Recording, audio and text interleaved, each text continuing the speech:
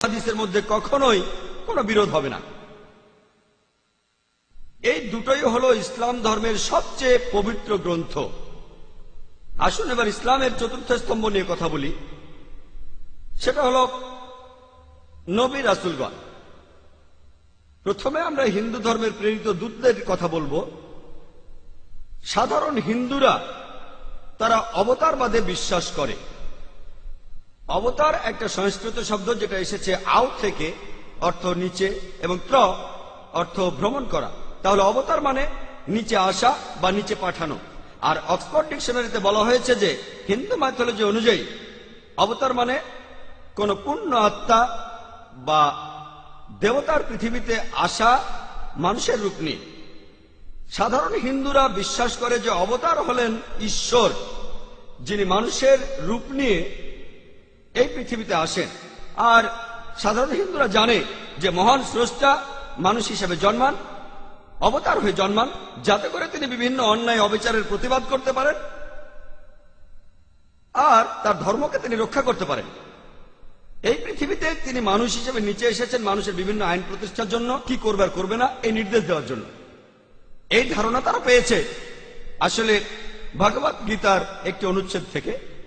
4 নম্বর অধ্যায় 7 ও 8 অনুচ্ছেদে আছে, यदा यदा हि धर्मस्य ग्लानिर्भवति भारत अभ्युत्थानं धर्मस्य तदात्मान सज्जयमेहम्। এই অনুচ্ছেদটা খুবই কমন, আর এটা দেখানো হয় মহাভারত সিরিয়াল টিভিতে শুরুর আগে। এর অর্থ যখনই কোথাও ন্যায়পরায়ণতার অবক্ষয় হবে এই ভারতে এবং অন্যায় অবিচার বৃদ্ধি পাবে, আমি তখনই উপস্থিত হব।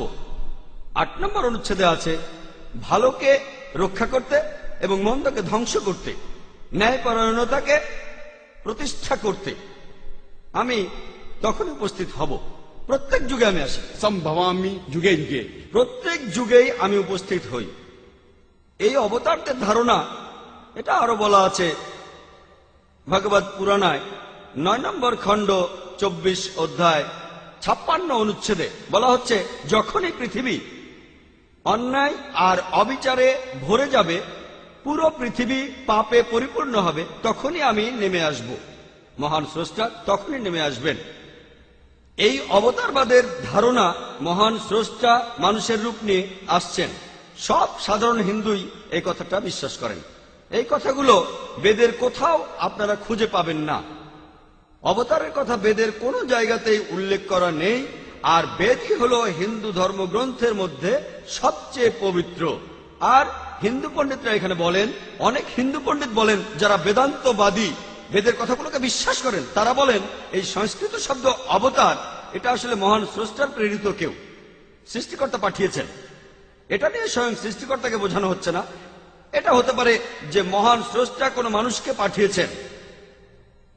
তাহলে এইসব পণ্ডিতরা বলেন আমাদের কোনো আপত্তি নেই যে মহান স্রষ্টা পৃথিবীতে কোনো মানুষকে পাঠিয়েছেন।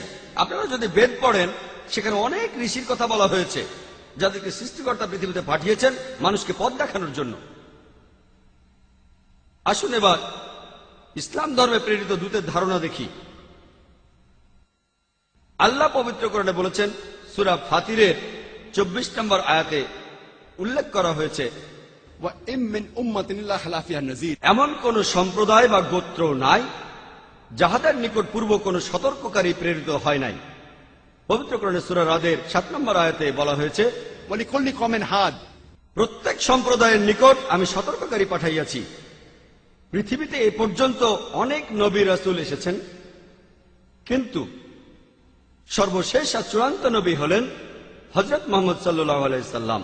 আর পবিত্র কোরআনে সূরা আহজাবের 40 নম্বর আয়াতে বলা হয়েছে, ما كان محمد أبا أحد من رجالكم ولكن رسول الله وخاتم النبيين وكان الله بكل شيء عليما। নবী মুহাম্মদ সাল্লাল্লাহু আলাইহি সাল্লাম তোমাদের মধ্যে কোনো পুরুষের পিতা নহেন, বরং তিনি রাসূল আল্লাহ সুবহানাহু ওয়া তাআলার, এবং তিনি সর্বশেষ নবী, এবং আল্লাহ সর্বময় বিষয়ে সবকিছু সম্পর্কে জানেন।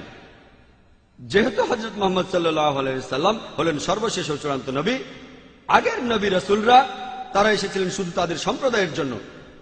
আর সেই সব নবী রাসূলদের বিভিন্ন নির্দেশ, সেগুলো ছিল নির্দিষ্ট একটা সময়ের জন্য। যেহেতু হযরত মুহাম্মদ সাল্লাল্লাহু আলাইহি সাল্লাম সর্বশেষ এবং চূড়ান্ত নবী, তিনি শুধুমাত্র মুসলমান আর আরবদের জন্য আসেননি। আল্লাহ পবিত্র কোরআনে বলেছেন, সূরা আম্বিয়ার 107 নম্বর আয়াতে উল্লেখ করা হয়েছে, वमा अरसलनाका इल्ला रहमतल लिल आलमीन, যে আমি তো তোমাকে কেবল বিশ্বজগতের প্রতি রহমত রূপে প্রেরণ করিয়াছি, পৃথিবীর যাবতীয় জীবজন্তুর রহমত হিসেবে, পৃথিবীর সমস্ত মানব জাতির রহমত হিসেবে। আল্লাহ কোরআনে আরো বলছেন, সূরা সাবার 28 নম্বর আয়াতে উল্লেখ করা হয়েছে, वमा अरसलनाका इल्ला काफतल लिन्नास बशीरा व नज़ीरा। আমি তো তোমাকে পৃথিবীতে প্রেরণ করিয়াছি সমগ্র মানব জাতির জন্য, তাহাদের প্রতি সুসংবাদদাতা ও সতর্ককারী রূপে। কিন্তু অধিকাংশ মানুষই ইহা সম্পর্কে জানে না। মহানবী সাল্লাল্লাহু আলাইহি সাল্লাম বলেছেন, সহিহ বুখারীতে উল্লেখ করা আছে, 1 নম্বর খণ্ড আছে বুক অব সালাত, 56 নম্বর অধ্যায়, 429 নম্বর হাদিস। মহানবী বলেছেন যে আমার আগে পৃথিবীতে যত নবী রাসূল এসেছিলেন, তারা এসেছিলেন শুধু তাদের সম্প্রদায়ের জন্য, তাদের জাতির জন্য। আমি পৃথিবীতে এসেছি সর্বশেষ এবং চূড়ান্ত নবী হিসেবে পুরো মানব জাতির জন্য। ইসলাম ধর্মে আমরা এটা বিশ্বাস করি না যে সর্বশক্তিমান ঈশ্বর এই পৃথিবীতে মানুষ হিসেবে আসেন। এই বিশ্বাসটা যে স্রষ্টা পৃথিবীতে মানুষ হয়ে আসেন, এটাকে বলা হয় অ্যানথ্রোপমরফিজম। অনেক ধর্মই এই মতবাদে বিশ্বাস করে যে সৃষ্টিকর্তা তিনি মানুষ হয়ে আসেন। এর পক্ষে তারা যুক্তিও দেয়। তারা যেটা বলে যে মহান স্রষ্টা খুবই পবিত্র, তিনি একেবারে বিশুদ্ধ, তিনি আসলে মানুষের বিভিন্ন সমস্যাগুলো বুঝে উঠতে পারেন না। মানুষ যখন ব্যথা পায় তার কেমন লাগে, মানুষ সমস্যায় পড়লে তার কেমন লাগে, মানুষ বিপদে পড়লে তার কেমন লাগে। তাই এ কারণে সৃষ্টিকর্তা মানুষ হিসেবে জন্মান, আর তিনি বিভিন্ন নিয়ম কানুনগুলো ঠিক করে দেন, এটা করো না, ওটা করো না। মনে হতে পারে যুক্তিটা বেশ সুন্দর, মহান সৃষ্টিকর্তা এত পবিত্র, এত বিশুদ্ধ, তিনি মানুষের বিভিন্ন রকম সমস্যাগুলো বুঝতে পারেন না, সেজন্য সেগুলো বোঝার জন্য তিনি মানুষ হয়ে জন্মান। আমি একটা সহজ প্রশ্ন করি, যে ধরেন আমি একটা ভিসিআর তৈরি করলাম, একটা ভিডিও ক্যাসেট রেকর্ডার। এখন এই ভিসিআর এর জন্য কোনটা ভালো আর কোনটা খারাপ সেটা জানতে আমাকে কি ভিসিআর হতে হবে? আমি যদি কোনো ভিসিআর তৈরি করি, যেহেতু আমিই তৈরি করেছি, আমি সৃষ্টি করেছি, এখন এটার জন্য কোনটা ভালো আর কোনটা খারাপ সেটা জানতে আমাকে ভিসিআর হতে হবে না। আমি কি করব? আমি একটা ইনস্ট্রাকশন ম্যানুয়াল লিখব। যদি আপনি ভিডিও ক্যাসেট চালাতে চান, ক্যাসেটটা ভেতরে ঢোকান, তারপর প্লে বাটনে চাপ দেন। যদি বন্ধ করতে চান, স্টপ বাটনে চাপ দেন। যদি ফাস্ট ফরওয়ার্ড চালাতে চান, এফএফ বাটনে চাপ দেন। উপর থেকে নিচে ফেলবেন না, এটা নষ্ট হয়ে যাবে। এটাকে পানিতে ফেলবেন না, নষ্ট হয়ে যাবে। আমি একটা ইনস্ট্রাকশন ম্যানুয়াল লিখবো। ভিসিআর এর জন্য কোনটা ভালো আর কোনটা খারাপ সেটা জানতে আমি ভিসিআর হব না, যদি আমি ভিসিআরটা তৈরি করে থাকি। একইভাবে মহান ঈশ্বর, তিনিই মানুষ জাতির সৃষ্টিকর্তা। মানুষের জন্য কোনটা ভালো আর কোনটা খারাপ সেটা জানার জন্য তাকে মানুষ হতে হবে না। তিনি কি করবেন? তিনি মানুষ জাতির মধ্যে একজনকে ঠিক করবেন, যাদের সাথে তিনি যোগাযোগ করবেন উঁচু স্তরে। এদেরকে আমরা বলি প্রেরিত দূত। আর তিনি এই ইনস্ট্রাকশন ম্যানুয়াল দিয়ে মানুষ জাতিকে নির্দেশনা দেন। আর আল্লাহর সর্বশেষ আর চূড়ান্ত ইনস্ট্রাকশন ম্যানুয়াল হলো এই পবিত্র কোরআন। আমরা মানুষরা কি করব আর কি করব না সেটা ইনস্ট্রাকশন ম্যানুয়ালেই দেওয়া আছে, অর্থাৎ এই পবিত্র কোরআনে। তাহলে ইসলামের ধারণা আর বেদের ধারণা এখানে পুরোপুরিভাবে এক। সাধারণ হিন্দু বিশ্বাসের সাথে নাও মিলতে পারে যে মহান স্রষ্টা মানুষের রূপ নিয়ে পৃথিবীতে আসেন, কিন্তু বেদে কথা নেই যে সর্বশক্তিমান ঈশ্বর মানুষের রূপ নিয়ে আসেন পৃথিবীতে। এমন কথা আছে যে ঈশ্বর ঋষিদের পাঠিয়েছেন, অনেক লোককে পাঠিয়েছেন যারা ঈশ্বরের অনেক কাছের মানুষ, যাতে করে তারা মানুষ জাতিকে পথ দেখাতে পারে। আর হিন্দুইজমে অনেক ঋষির কথা বলা হয়েছে, বেদেই আছে প্রেরিত দূত। আসুন এবার দেখি সর্বশেষ নবী মুহাম্মদ সাল্লাল্লাহু আলাইহি সাল্লামকে নিয়ে হিন্দু ধর্মগ্রন্থে কি কথা লেখা হয়েছে। ভবিষ্য পুরাণায় উল্লেখ আছে 3 নম্বর পর্ব, 3 নম্বর খণ্ড, 3 অধ্যায়, 10 থেকে 27 নম্বর শ্লোক। বলা হয়েছে যে ম্লেচ্ছরা তারা আরবের ভূমিকে অপবিত্র করেছে, আর্য ধর্মকে সেখানে খুঁজে পাওয়া যায় না। এখানে কিছু শত্রু ছিল যারা অতীতে পরাজিত হয়েছে, কিন্তু এখন আরো শক্তিশালী শত্রু উপস্থিত হয়েছে। আমি একজন মানুষকে পাঠাবো যার নাম হবে মুহাম্মদ সাল্লাল্লাহু আলাইহি সাল্লাম। তিনি এই শত্রুদের ধ্বংস করবেন আর মানুষকে সুপথে পরিচালিত করবেন। হে ভোজ রাজা, তুমি কখনোই সেখানে যাবে না যেখানে পিশাচদের রাজত্ব, কারণ আমি আমার করুণা দিয়ে তোমাদের হৃদয়কে পবিত্র করব। তখন দেবদূতের মতো একজন মানুষ তিনি রাজার সামনে আসলেন আর বললেন, হে রাজা, আমাকে এখানে পাঠিয়েছেন ঈশ্বর পরমাত্মা। আর্য ধর্ম পৃথিবীতে বিরাজ করবে, যে ধর্মটা সত্য, দ্বীনুল হক, সেটা পৃথিবীতে বজায় থাকবে। আমাকে এখানে পাঠিয়েছেন ঈশ্বর পরমাত্মা, যাতে মাংসভোজীদের বিশ্বাসকে প্রতিষ্ঠা করা যায়। আমার অনুসারীরা হবে সেই লোকেরা যারা সুন্নতে খাতনা করবে, আর তাদের মাথার উপরে কোনো টিকি থাকবে না। তারা একটা বিপ্লব তৈরি করবে, তারা মুখে দাড়ি রাখবে, তারা প্রার্থনার জন্য আহ্বান করবে, বিধিসম্মত সব খাবারই খাবে, তবে তারা শূকরের মাংস খাবে না। তারা লতাগুল্মের মাধ্যমে পবিত্র হবে না, বরং যুদ্ধ বিগ্রহের মাধ্যমে পবিত্র। তাদেরকে বলা হবে মুসলমান, আর তারা হবে মাংসভোজী। এই ভবিষ্যৎবাণী যে একজন ঋষি আসবেন, আর সেই ঋষির নাম উল্লেখ করা হয়েছে মুহাম্মদ সাল্লাল্লাহু আলাইহি ওয়াসাল্লাম, আর বলা আছে তিনি মানুষ জাতিকে সঠিক পথে পরিচালিত করবেন। আমরা জানি মুহাম্মদ সাল্লাল্লাহু আলাইহি ওয়াসাল্লাম আরবদের পথ দেখিয়েছেন। সে সময়কে বলা হয়তো আয়ামে জাহেলিয়া, অর্থাৎ বিশৃঙ্খলার যুগ। তিনি তাদের অনুসন্ধান দিয়েছেন। আর বলা হয়েছে তার অনুসারীদের খাতনা করা থাকবে। মুসলমানরা খাতনা দেয়, তাদের মাথায় কোনো টিকি থাকবে না, মাথার পেছনে কোনো লেজ থাকবে না, মুসলমানদেরও থাকে না। তাদের মুখে দাড়ি থাকবে, মুসলমানরাও দাড়ি রাখে। তারা একটা বিপ্লব ঘটাবে, তারা প্রার্থনার জন্য আহ্বান করবে, আর সেটা হলো আজান। আমরা মুসলিমরা আজান দেই, নামাজের জন্য আহ্বান করি। তারা সব বিধিসম্মত খাবার খাবে, কিন্তু শূকরের মাংস তারা ছোবে না। আমরা মুসলিমরা শূকরের মাংস খাই না। তারা লতাগুল্মের মাধ্যমে পবিত্র হবে না, তারা পবিত্র হবে যুদ্ধ বিগ্রহের মাধ্যমে। আর পবিত্রকরণে আমাদেরকে বলা হয়েছে সত্যের জন্য যুদ্ধ করব, অন্যায় অবিচারের বিরুদ্ধে। তাদেরকে বলা হবে মুসলমান, তারা হবে মাংসভোজী। ভবিষ্যৎ পুরাণের এই ভবিষ্যৎবাণী একেবারে পরিষ্কার ভাবে সর্বশেষ ও চূড়ান্ত নবী মুহাম্মদ সাল্লাল্লাহু আলাইহি সাল্লাম এবং তার অনুসারীদের কথা বলছে। মুহাম্মদ সাল্লাল্লাহু আলাইহি সাল্লামের নাম বিভিন্ন জায়গায় অনেকবার বলা হয়েছে, হাতে সময় নেই, সেজন্য ভবিষ্যৎ পুরাণ থেকে কয়েকটা উদাহরণ দিচ্ছি।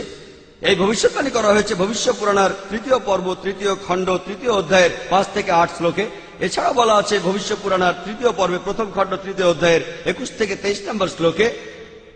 সর্বশেষ আর চূড়ান্ত নবী মুহাম্মদ সাল্লাল্লাহু আলাইহি সাল্লামের কথা উল্লেখ করা হয়েছে অথর্ববেদে 20 নম্বর গ্রন্থে 127 নম্বর অধ্যায়ের 1 থেকে 14 নম্বর মন্ত্রে। এগুলোকে আরো বলা হয় কুন্টুব সুক্তাস। কুন্টুব সংস্কৃত শব্দ, অর্থাৎ পেটের একটা লুকানো গ্রন্থি। তার মানে এই মন্ত্রগুলির অর্থ লুকানো রয়েছে, এগুলো পরে জানা যাবে। এখানে সবগুলো মন্ত্র নিয়ে আলোচনা করার মতো সময় নেই, আমি শুধু প্রথম 4টা মন্ত্র নিয়ে কিছু কথা বলবো। 1 নম্বর মন্ত্র বলছে তিনি হলেন নরসাংসা, তিনি হলেন কাওরামা, তিনি পরাজিত করবেন 60,090 জন শত্রুকে। 2 নম্বর মন্ত্র বলছে তিনি উটের পিঠে চড়বেন। 3 নম্বর মন্ত্র বলছে তিনি হলেন মামা ঋষি। 4 নম্বর মন্ত্রে তাকে আরো বলা হচ্ছে রেব। 1 নম্বর মন্ত্র বলছে তিনি হলেন নরসাংসা। নরসাংসা শব্দটা এসেছে নর থেকে, অর্থাৎ কোন ব্যক্তি বা একজন লোক, আর সাংসা অর্থ প্রশংসা, কারোর প্রশংসা করা। তাহলে নরসাংসা অর্থ যে ব্যক্তিকে প্রশংসা করা হয়। আর আপনারা যদি মহানবী মুহাম্মদ সাল্লাল্লাহু আলাইহি সাল্লামের নামের ইংরেজি অনুবাদ করেন, যদি তার নামের ইংরেজি অনুবাদ করেন তার অর্থ যার প্রশংসা করা হয়, তাহলে নরসাংসা শব্দটার আরবি অনুবাদ করলে সেটা হবে মুহাম্মদ সাল্লাল্লাহু আলাইহি সাল্লাম। এখানে নামে উল্লেখ করা হচ্ছে। এরপর বলা হচ্ছে তিনি হলেন কাওরামা। এই কাওরামা শব্দটার একটা অর্থ সংস্কৃতিতে হলো শান্তির রাজপুত্র, আর মুহাম্মদ সাল্লাল্লাহু আলাইহি সাল্লাম শান্তির রাজপুত্র ছিলেন।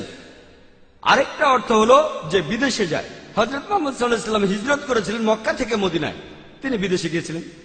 এছাড়া প্রথম মন্ত্রে আছে তিনি 60,090 জন শত্রুকে পরাজিত করবেন।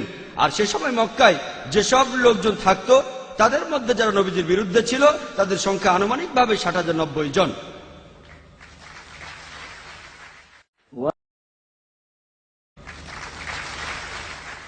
দুই নম্বর মন্ত্র বলছে যে তিনি উটের পিঠে চড়বেন। কোন ইন্ডিয়ান ঋষি, কোন ব্রাহ্মণই কখনো উটের পিঠে চড়বেন না, কারণ মনুস্মৃতিতে বলছে 11 নম্বর অধ্যায়ের 202 নম্বর অনুচ্ছেদে বলা হয়েছে একজন ব্রাহ্মণকে কোনো গাধা বা উটের পিঠে চড়তে নিষেধ করা হয়েছে। এতে বোঝা যাচ্ছে ইনি কোন ইন্ডিয়ান ঋষি নন। 3 নম্বর মন্ত্র বলছে তিনি মামা ঋষি। মামা অর্থ মহা, অর্থাৎ মহান ঋষি। আর এছাড়াও অন্যান্য ধর্মগ্রন্থ বলছে সেটা মোহাম্মদ ঋষি। 4 নম্বর মন্ত্র বলছে তিনি হলেন রেব। রেব অর্থ যিনি প্রশংসা করেন।